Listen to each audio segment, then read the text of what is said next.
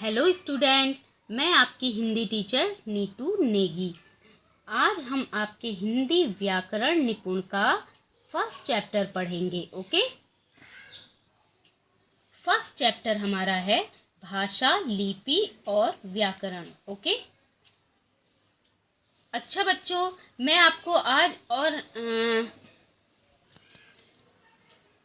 आपको आज कुछ बातें बताती हूँ और आपको लेसन समझाने की कोशिश करती हूँ।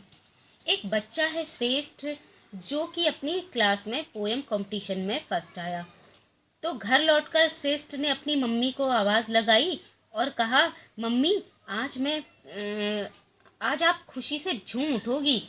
मम्मी ने कहा, क्यों? तो उसने बड़े उत्साह के साथ कहा, खुश होकर, कि मम्मी, मैं पोएम कंपटीशन में अपनी क्लास में फर्स्ट आया हूँ।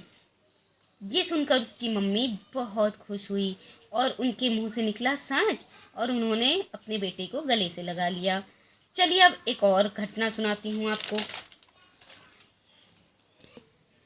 एक बच्चा है सरस, उसके दादाजी ने उसे एक पर्ची दी और पर्ची में अखबार का नाम लिखकर दिया और उससे यानी कि सरस से सामने की दुकान से अखबार मंगाया। जब सरस दुकानदार के पास गया तो दुकानदार ने उस पर्ची को पढ़ा और पर्ची पढ़कर सरस को अखबार दे दिया जो उससे मंगाया था। अब सरस पेपर लेकर दादाजी के पास आ गया। तो बच्चों, आपने देखा, पहले जो मैंने एग्जाम्पल दिया था उसमें श्रेष्ठ और उसकी मम्मी बोलकर और सुनकर एक दूसरे की बातें समझ रहे थे, जैसे कि मैं अभी आपको बोलकर समझा रही हूँ, और आप लोग अपने घर में भी अपने मम्मी पापा से बोलकर अपनी बात को समझने की कोशिश करते हैं ना, और सुनते भी हैं, और आपकी मम्मी लोग आपकी बातें सुनते हैं। और दूसरे एग्जाम्पल में दादाजी ने पेपर पर्ची पर लिखकर मंगवाया और दुकानदार ने पर्ची पर लिखी बातों को पढ़कर अखबार दे दिया। तो अब देखिए कि बोलकर, सुनकर, लिखकर तथा पढ़कर एक दूसरे के विचारों को, मन के भावों को जानने का यही तरीका या साधन हमारी भाषा कहलाता है। ओके, चलो। सभी लोग भाषा के द्वारा अपने विचार दूसरों को बताने की कोशिश करते हैं। अगर भाषा नहीं होती तो हमें एक दूसरे के विचारों को जानने में बहुत मुश्किल और कठिनाई होती ना, हमें समझने में बहुत देर लगती कि सामने वाला आखिर कहना क्या चाहता है। इंसान तो छोड़ो, जानवर और पशु पक्षियों की भी अपनी भाषा होती है ना, वो भी अपने तरीके से एक दूसरे के विचारों को समझते हैं, अपने विचारों को बताते हैं। तो भाषा क्या है? जिस साधन के द्वारा हम बोलकर या लिखकर अपने मन की बात दूसरों तक को समझा सकें तथा दूसरों की बात को सुनकर या पढ़कर समझ सकें, उसे भाषा कहते हैं। कभी कभी हम इशारों से भी अपने भाव को प्रकट करना चाहते हैं, अपने मन की बात बताना चाहते हैं ना। कई बार ऐसा होता है कि हम इशारे से सामने वाले को समझाते हैं, जैसे कि आंखों के एक्सप्रेशन से, हाथों से, सर हिला के। तो ये इन्हीं को इशारे बोलते हैं। लेकिन इशारों से समझाया जाने वाला ये भाव भाषा के अंतर्गत नहीं आता है, यानी इसे व्याकरण की भाषा की श्रेणी में, व्याकरण में भाषा की श्रेणी में नहीं रखा गया है, क्योंकि हम लोग इशारों से अपने हर भाव को नहीं बता सकते हैं, हर भाव को प्रकट नहीं कर सकते हैं। अपने मन की हर बात सिर्फ इशारों से ही बता नहीं सकते हैं ना हम। इसलिए इशारों को भाषा के अंतर्गत नहीं रखा गया है। बच्चों, आया समझ में कि भाषा आखिर कहते किसको है? सिंपल, अपने भावों को, अपने मन की बातों को बोलकर, लिखकर, सुनकर, पढ़कर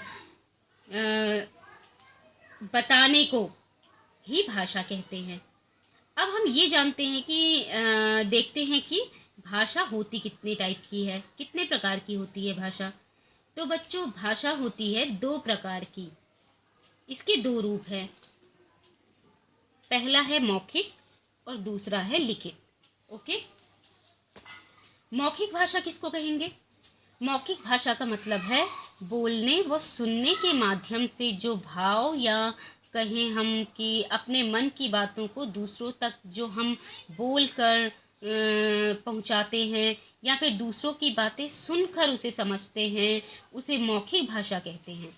मौखिक भाषा यानी कि मुंह से बोलना, बोलकर बताना किसी भी चीज़ को, किसी भी बात को बोलकर बताना, यानी कि बोलने व सुनने के माध्यम से जो भाव या विचार हम तक पहुंचते हैं या हम अपनी बात दूसरों तक पहुंचाते हैं, वे मौखिक भाषा के अंतर्गत आते हैं।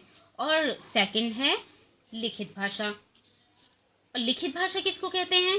सिंपल, जो बातें लिखने व पढ़ने के माध्यम से एक दूसरे को बताई जाती हैं, लिखकर दूसरों को अपने भाव बताए जाते हैं, उसे लिखित भाषा कहते हैं।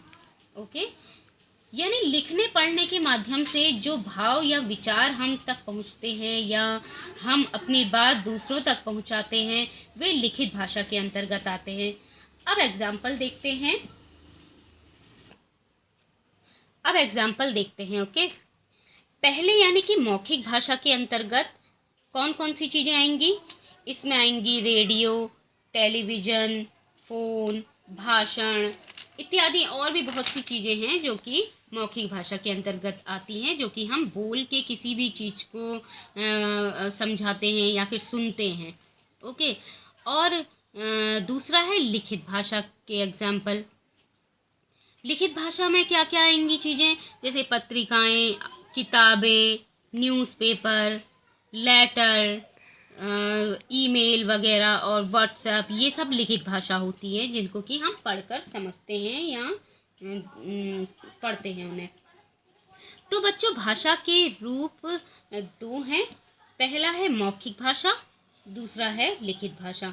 मौखिक भाषा यानी कि बोली जाने वाली भाषा, और दूसरी भाषा है लिखित भाषा यानी कि लिखी जाने वाली भाषा। ओके, आया समझ में बच्चों आपको? तो अब आप इस वीडियो को सुनिएगा और इसको समझने की कोशिश करिएगा, और जो भी आपको वर्कशीट दी जाएगी उसको आप कंप्लीट करिएगा। ओके।